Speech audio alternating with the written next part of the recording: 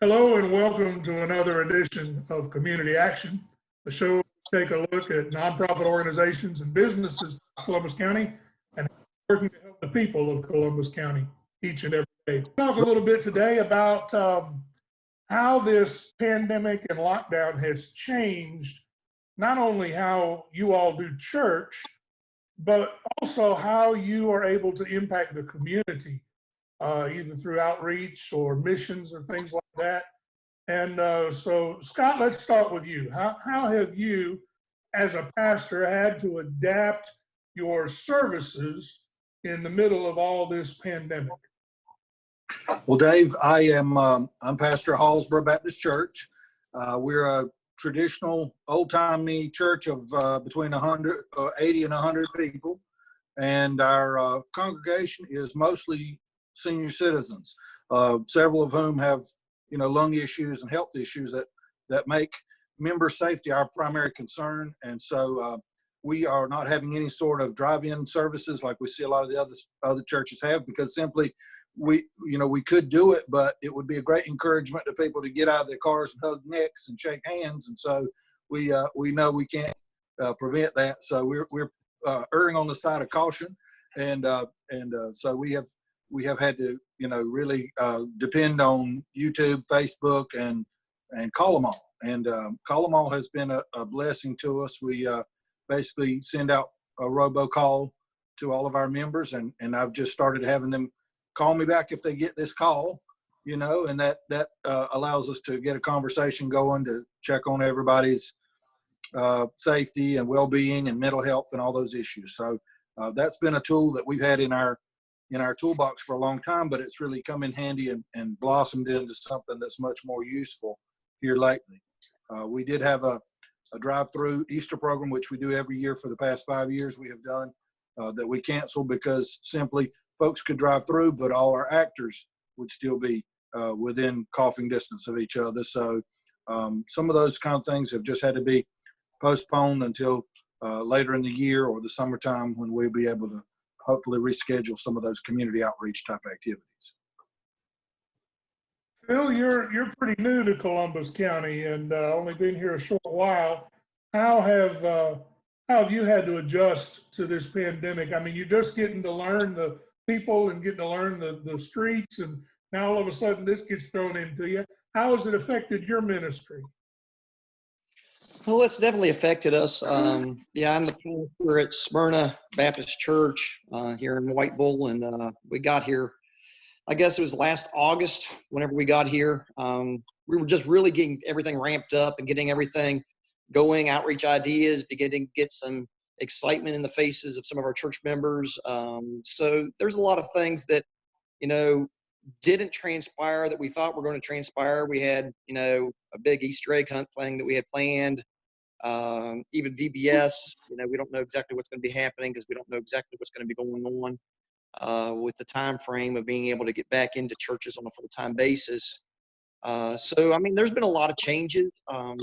Many of these ideas that, we tried to put together has either been canceled or, just postponed for the most part. Church services have gone from obviously being indoors where people could gather to being more of a either online service through Facebook, or we've actually just implemented a drive-in service this past Sunday, which seemed to work. We had about 13 cars show up, and then we still had around 300 or something views on Facebook. So, I mean, God's blessing through this time. It's been different. My main thing is, as you said, I haven't been here very long, so I don't have a really big opportunity to really get to know the people that I've been trying to minister to in our community, to reach out into the lives of the people in our community, whether just visitation or whatever. So my visitation has mostly become phone calls. So I've been doing a lot of phone calling to a lot of our congregational members and those who I know might be shut in, or just need a phone call just to touch base with them and let them know how much we're here for them, we care for them. Personally, I believe that as pastors, that the coronavirus has profoundly changed each of our daily routines. I think the churches are starting to do things a lot different than what they were doing them in the past. What I also found is that this new normal has actually given future to the hope, or future hope to churches. I think that as we look forward, it's sort of caused us to focus more on God during this time. So I think that it's helped in at least my church. I've seen, people turning to God a little bit more, reading the Bible a little bit more, doing a variety of different things that they possibly wouldn't have been doing in regards to their own Christian walk.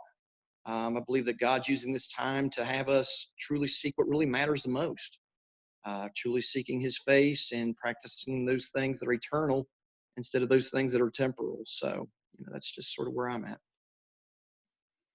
Billy, your church meets in a school, and I'm sure that this has posed some interesting challenges for you and your congregation. Can you tell us a little about that? Well, to be honest with you, it hasn't been that much of a challenge for us.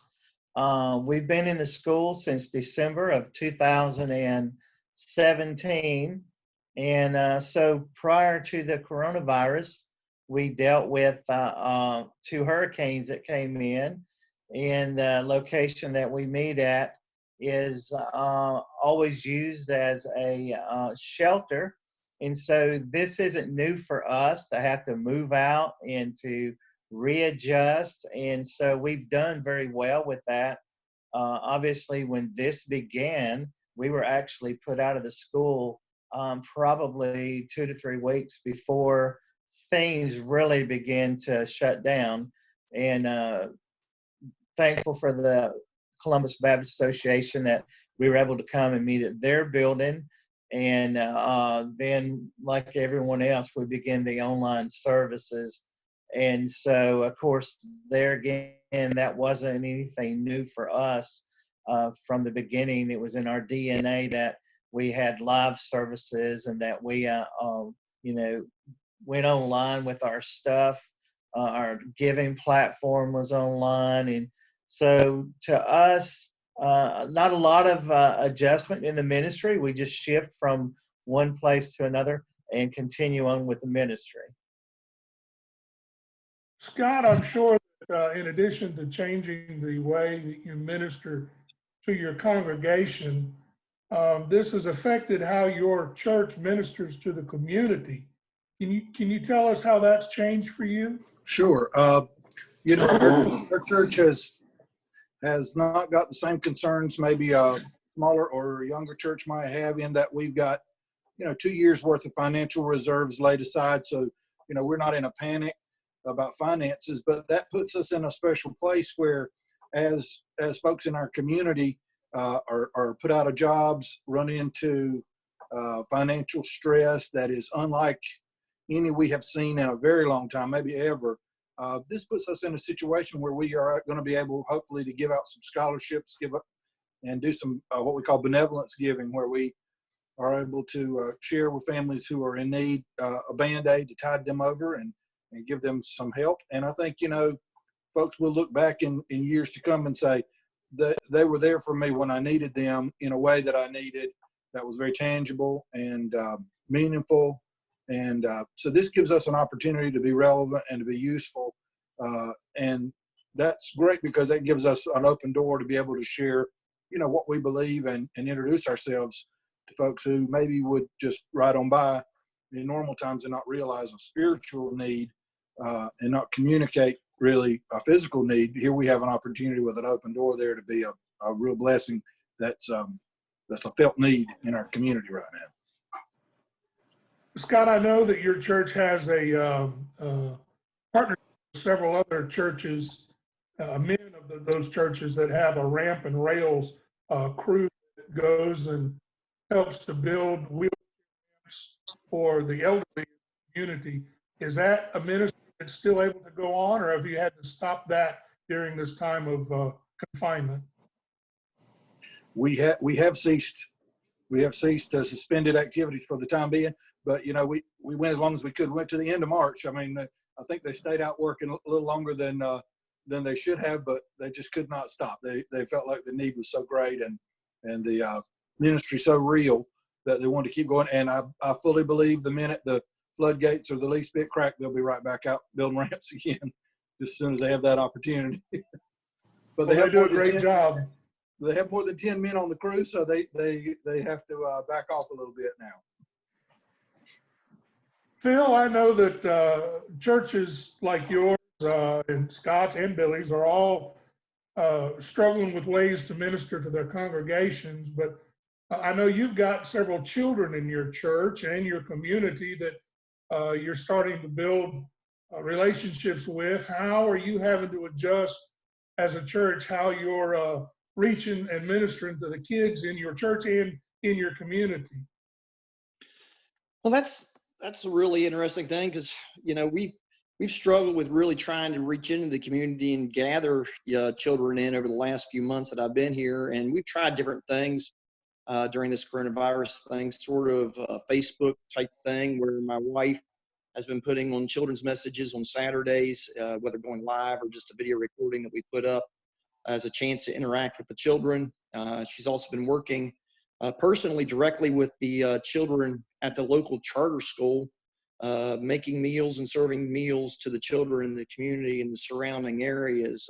They asked her if she would be willing to do that. And she thought that was a great opportunity to reach into the community, reach into the lives of the children that have the needs of food and have the needs of all these other things, and just be able to speak life into their situations. This past Sunday, they even had me dress up as an Easter bunny, and I'm dressed up as an Easter bunny and delivered a children's message about Christ and the importance of Christ in this holiday season that we find ourselves in. So that was just another way to just reach into the children's lives and show them that we care about them, that we're here for them. Once again, things have become different, but that doesn't mean that ministry stops. We continue to push on. We continue to do things that God has called us to do. It just means that we seem to have to look for new ways to minister to them, maybe outside of the norm. I think that, God has given us all these different avenues, whether it's like this Zoom thing that we're doing here, or, whether it's Facebook, that we can just reach into the lives of the children that are around us and just show them the love of Christ.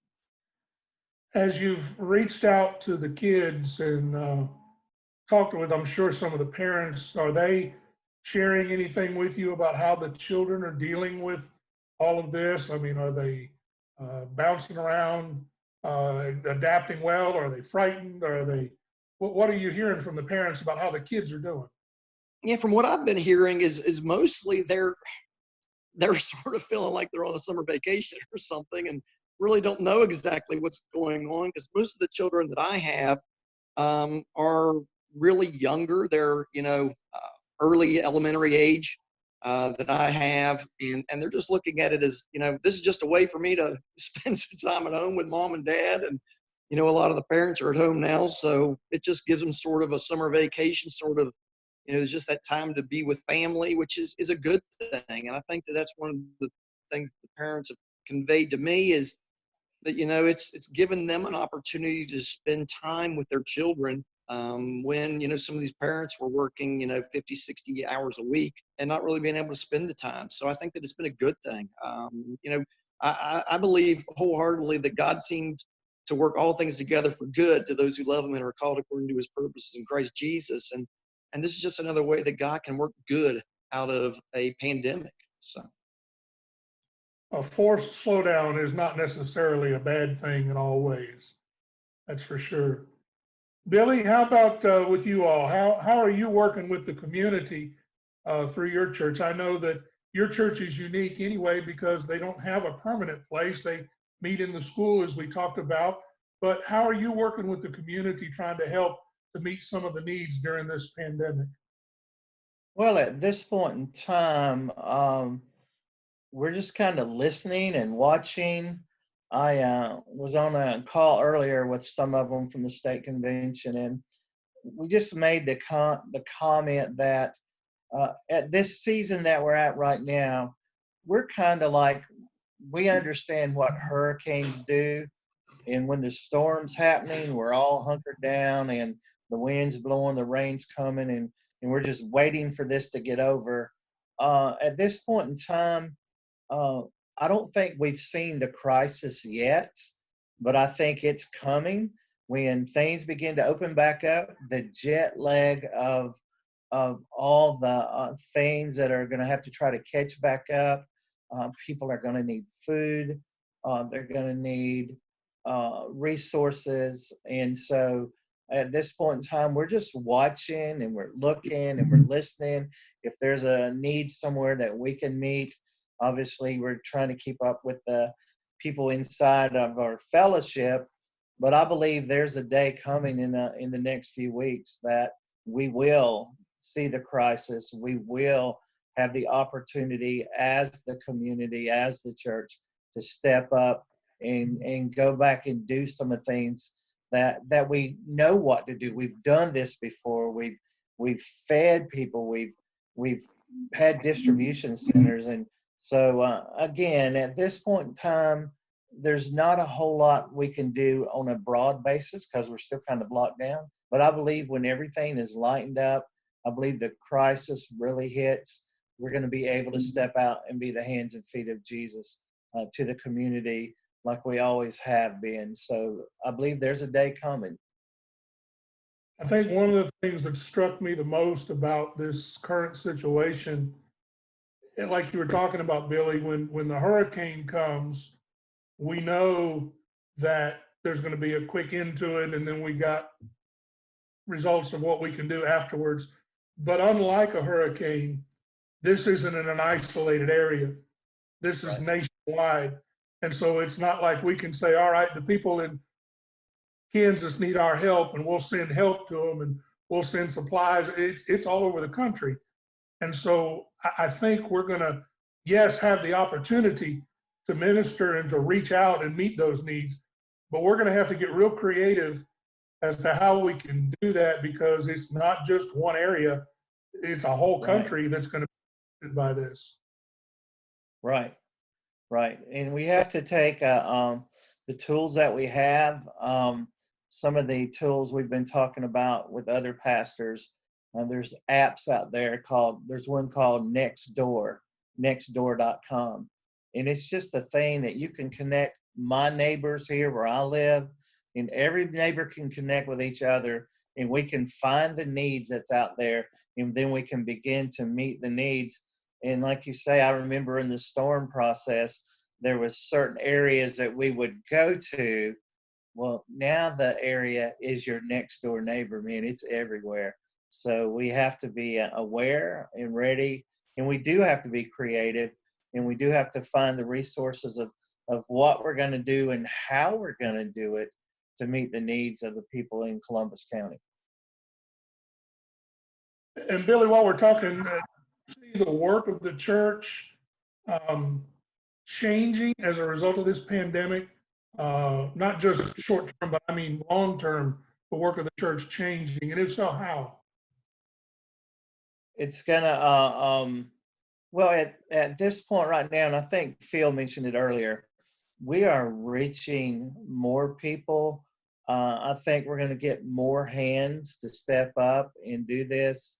The work of the church will go from the inside the walls to the outside. We're going to have to go to the streets and to the people, and we may have to physically go to do some of this stuff. Instead of people coming to us for help, we may have to just reach out and go and give beyond. And if we all will do this together with the same heart, we can accomplish this for the kingdom of God and for the needs of the community. And it will be different. It will be different.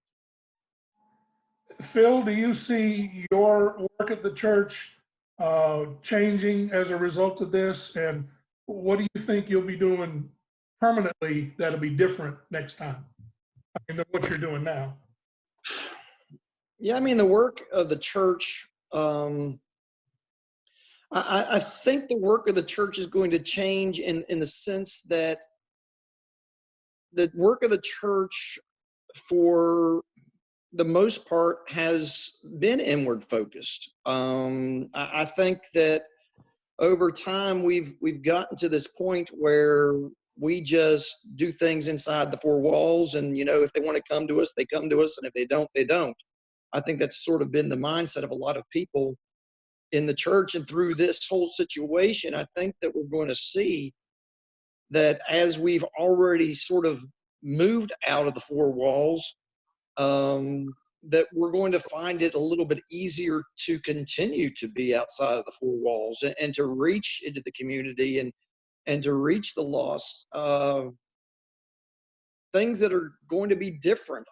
I don't think that different is necessarily a bad thing. Right. I do know that ministry has always had nuances of change over the years. Over the past 27 years that I've been a pastor, God has always been sort of showing us new things and new directions and new visions and new purposes and new plans, whether it even be as small as a new song. God wants us to sing to him a new song, but God also says that, I'm about to do something new in your midst. And I believe that that's what God's planning on doing. I believe that God is setting up this thing to really shake the church, and to really show the church that the change that is coming is going to be good. And I believe that God is going to do a new thing in our midst, like that which we've never possibly seen before. Maybe a great awakening once again, that just shakes the foundations of the church to an understanding that, God's not finished with us yet. That God has a plan, that God has a purpose beyond the pain, that God has a plan and a purpose beyond all of our greatest expectations even. I believe that God uses crisis to shape us and to develop us.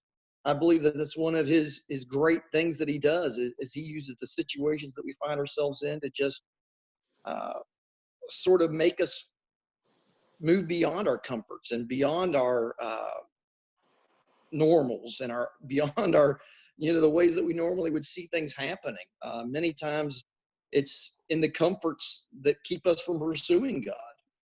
And I think that through this whole situation, we've all developed a closer relationship with God. We've all prayed more. We've all sought God more. We've all read our Bible more. So it opens up to what God has for us instead of what we have for ourselves. So I'm excited. I really am excited. I know that, you never want to see pandemics or destruction or anything bad happen. But once again, if something good can come out of this, and if the church can really be shaken to the point where they just look at, the world in a different way, and they look at the church in a different way, and they really start focusing on what the church has always been called to do, and that's to reach into the lives of those around us and to love them where they're at, with their sickness, with their health, with whatever situation we find themselves in, and just love them where they are, and invite them on a journey to follow after Jesus. So. I think for decades we've been too comfortable and gotten too complacent. We have forgotten the mission of the church. So like you said, this is a wake up. Or Billy, you were going to say something? Yeah, when it comes back to the work of the church, and how are we doing this right now? Obviously, communication has changed across the board. We no longer are gathering together in our buildings or our worship areas, wherever it is, but communication has totally changed in the work of the church. We now are on Facebook, we're on YouTube. We have so many platforms that we're using now on Sunday morning. And, I have personal friends who have never done that before, but now they don't have an option. And they're telling me that, wow, we're seeing 2,000 views or more. And, the changes that this has brought, one of them actually made a comment to me that we'll never go back. This is a new way. For us personally at Crossroads, visitation has become an online platform now. When we leave here today, I'll be calling some of our members, and I'll set them just like we're talking face to face now to check on them. We started our life groups this past Sunday night, and it's pretty neat to sit down in your living room. We've got more people who's not having to drive to a building, but they sit in their own living room and they come in. We're using Messenger, we're using Zoom. We've tried different platforms to do this, and we're just sitting down. People are more together, and it's so neat to hear their stories. It's neat to, just like we're talking today, to sit and pray with our members and to reach out just to do the checks on them. And so it's not just a phone call world anymore. We can still go face to face. And the work of the church, we're still doing Bible studies. We have a Bible study tonight that I hope maybe 15 people will be on my little screen looking back at me as we pray together. And the work of the church, it is different, but we are moving forward in the way that we're doing it. And I believe it's growing. When we come to the other side of this, I think the church is going to be better and bigger. Absolutely, I agree with you. Scott, we've got just a couple minutes left. I wanted to ask you, how are pastors doing with all of this? You've got a lot of pastor friends. How are they handling all this? Dave, this is what we call the dream sabbatical that we're on right now.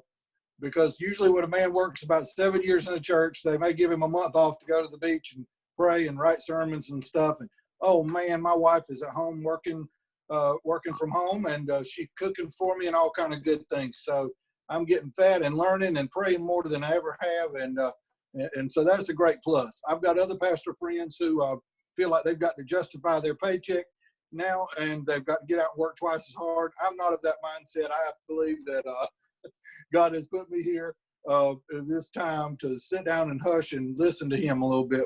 And I think, if I had visits I could go out and make right now, I'd be doing that. But right now I have to sit still, and that's good for me because it's going to help my message be more fresh. It's going to help me get caught up a little bit on things I have had to let slide. And it makes me think about issues maybe I have not thought about before, like whether communion can only be taken, when we're all together, or whether, whether communion has other applications. I'm sort of the mindset that, we need to wait till we're all back together again to take it. So, but I see a lot of my pastor friends, going the other direction and taking it online. So lots of interesting questions coming up that maybe we have never talked about before. Well, gentlemen, thank you so much for joining me today and helping to not just clarify some things, but to inform some folks about just what's going on in the church, but how the church is interacting with the community in the midst of this pandemic. We hope you'll join us next time. On the next show, we're going to be talking with some folks from city schools about how their distance learning is going with the students, and some ways that parents might be able to find some tips and some help. So until then, we hope you have a great day, and we'll see you next time.